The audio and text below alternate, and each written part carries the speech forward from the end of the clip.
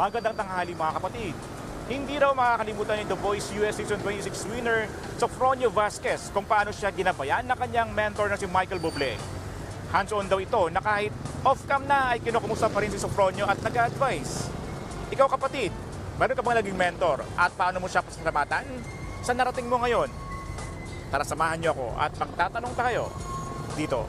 Papasalamat po ako sa teacher kong babae, si Ma'am Olympia Dagimol. Teacher ko po siya. Magaling po siyang mentor, tinuruan niya ako lahat-lahat. Mabait po siya, para ko po siya naging nanay.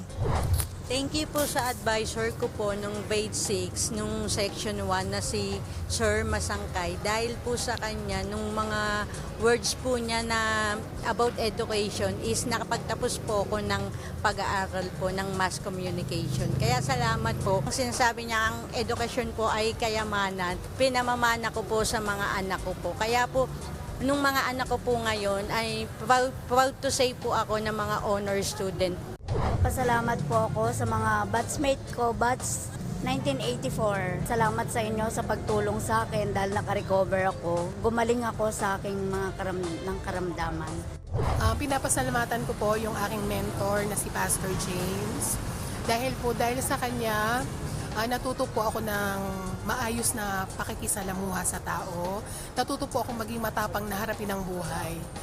Ako ang inyong hari ng bayan, ang tunay at nag-iisang pantanggal umay sa pananghalian.